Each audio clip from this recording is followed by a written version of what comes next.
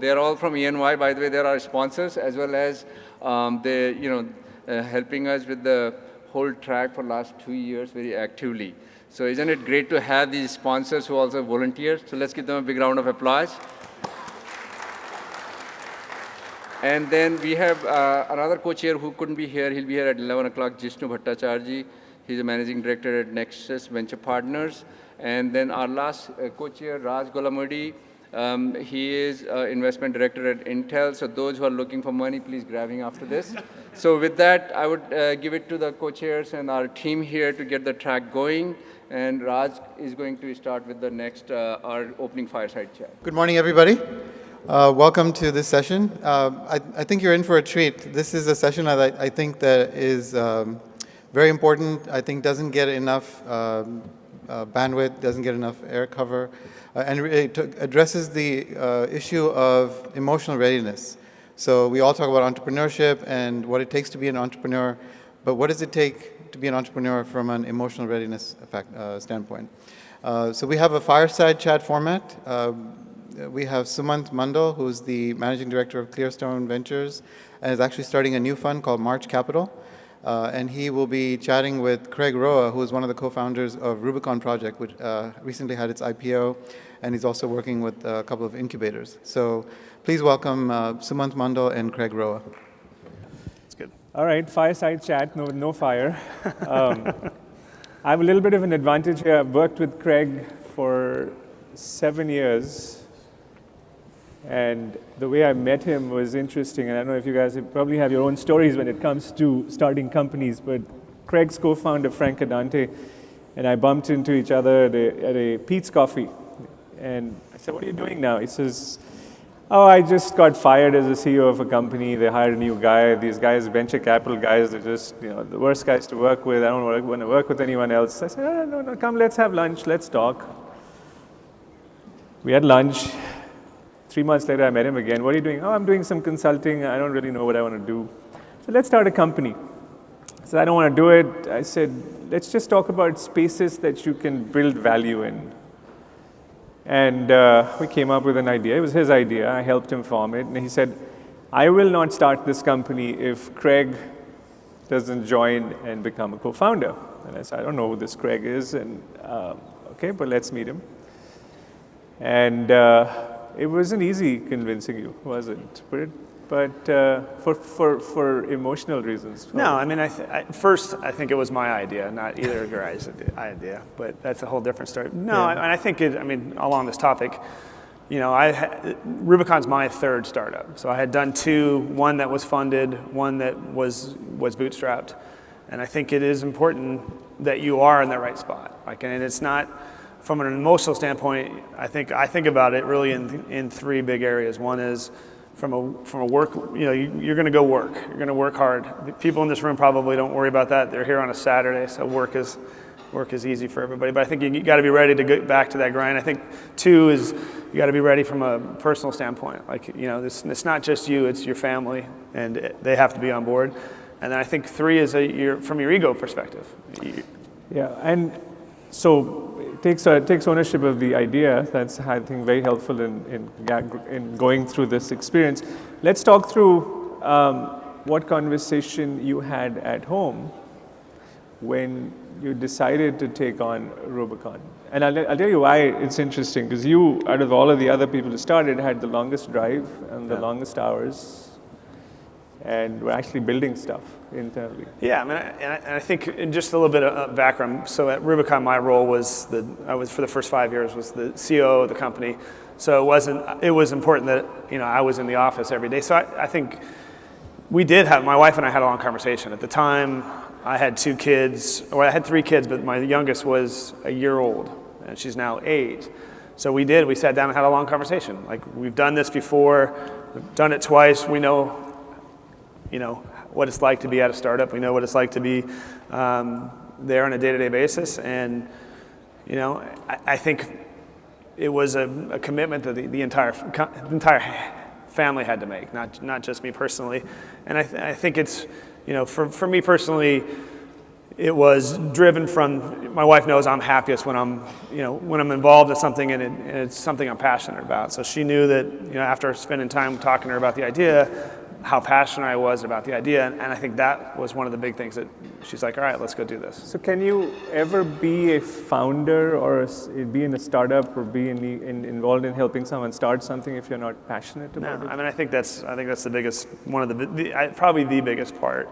I mean, of the three companies I started, two of them I was really passionate about, and we were both of those really successful. The third, I wanted to be passionate about it, wasn't really that passionate. We had a decent little exit. It did okay, but and part of that is just me and my personality. I have to really believe in something to go to bat for it every single day. And I think from a sales perspective, obviously it's easier to sell something when you're not selling it. You believe in what you're doing.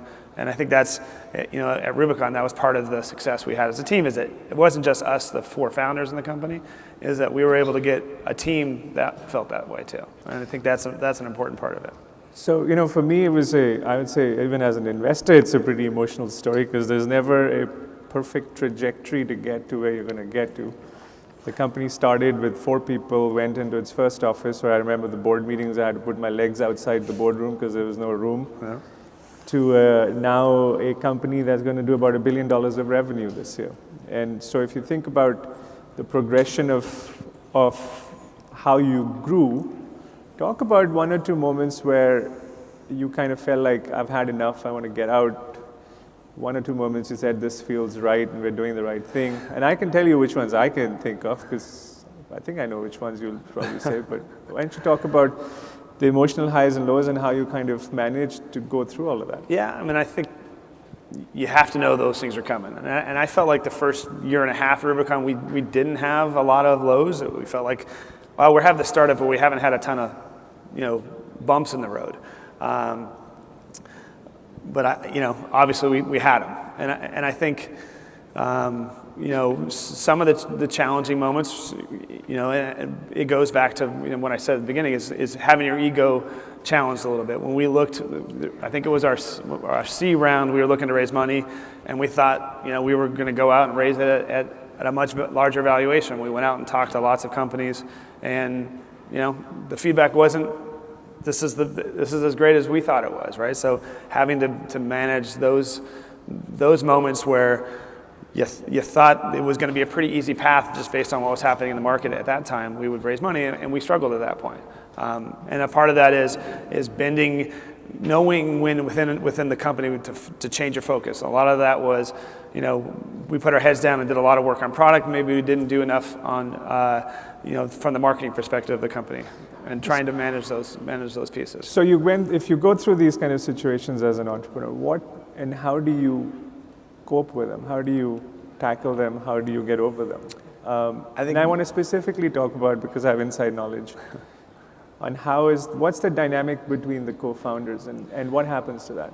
I think that's the key is, for me, is you have to attack those problems head on, right? And whether they're not even necessarily problems, I think you have to attack starting a company with a co-founder head on. And if you don't have, I've always said this, and I say it with every company I've been a part of, if there isn't some disagreement, then you're not moving fast enough, right? And if you're not having a disagreement on whether you should be investing in A or B or which way to market or plan it, there's not enough passion in the room. So, I think that was very much true with Rubicon. So we had a lot of heated, like Frank and myself and the other founders, we had a lot of heated discussions, even from the early days. But they always ended with us trying to find the right opportunity, trying to find the right compromise and go down those paths.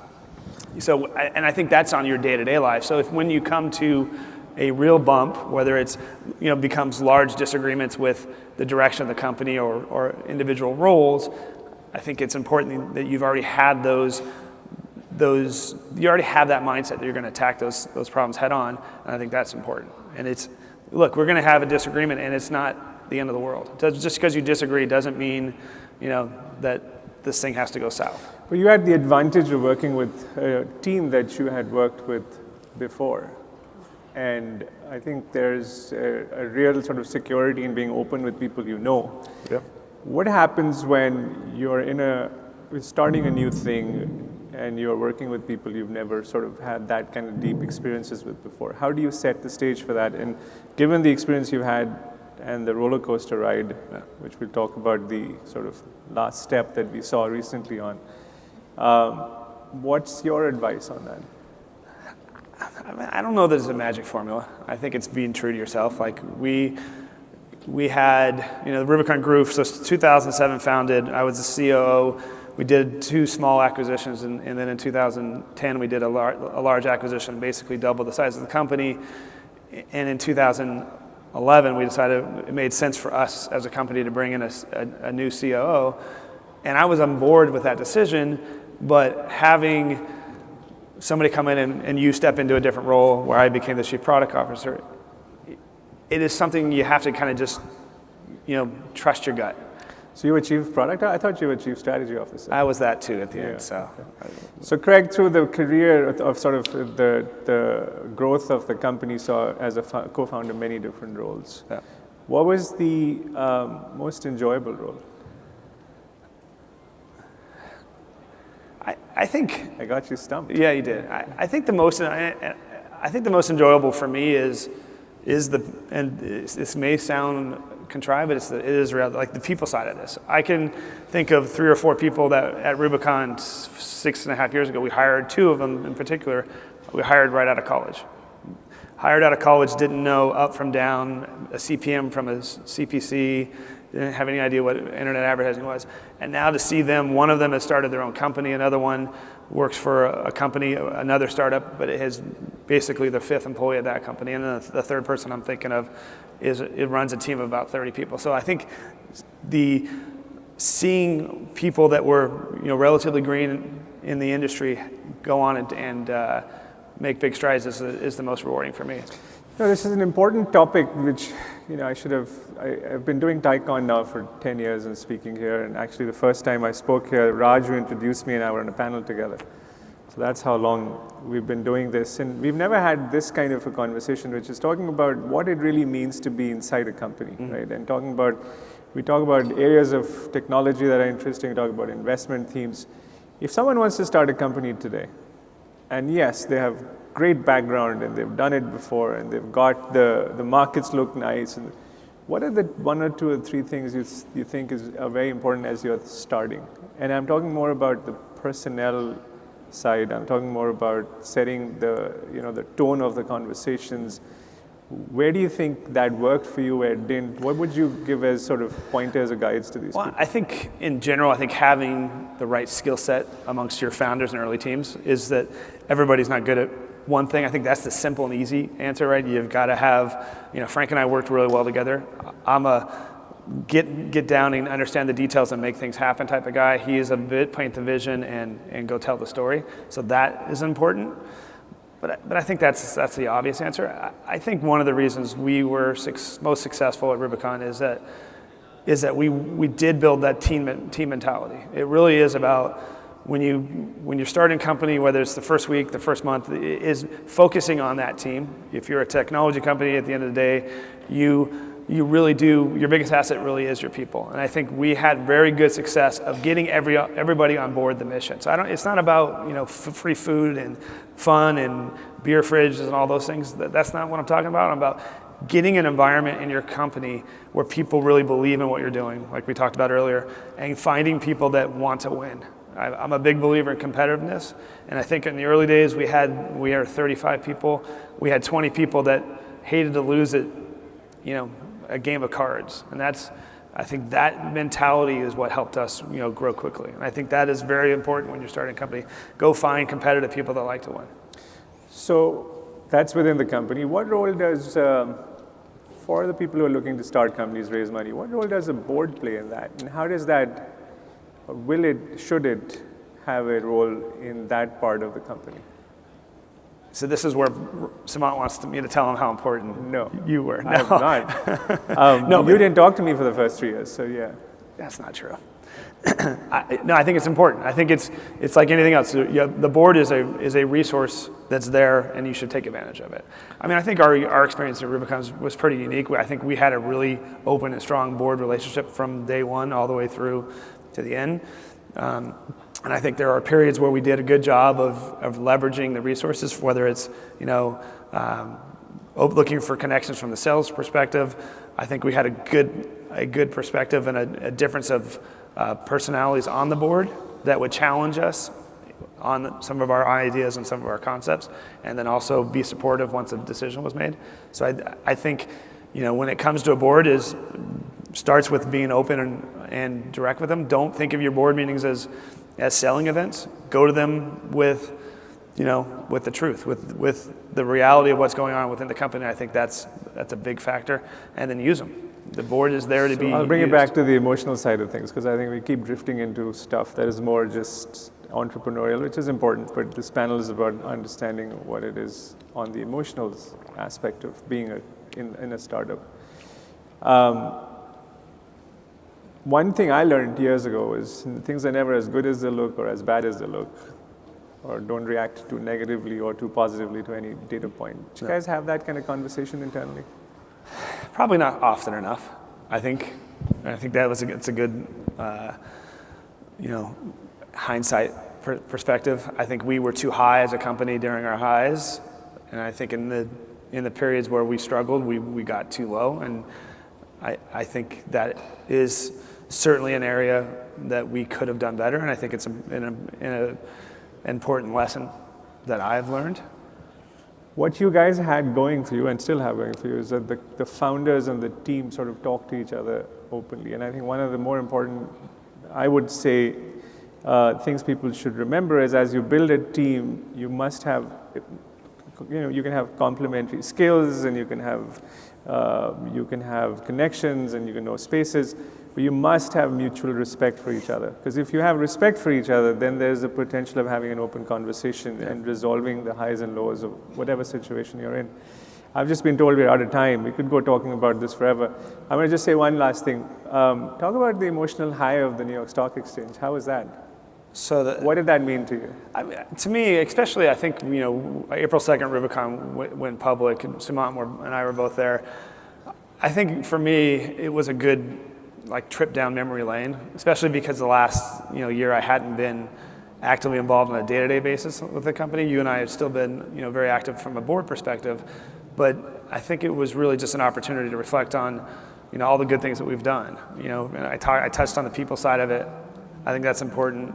But I think the things that we've been able to do and influence within the industry, and to see that, to walk up Wall Street and see a 70-foot banner that's black and red that says Rubicon on the side of it, on the side of the. It's special. It's pretty special. Yeah. And then to be up on the podium and looking down on the stock market, I don't think it's something I thought I would do. So. Great. Well, thank you for your time. Thanks, Craig, so much for coming.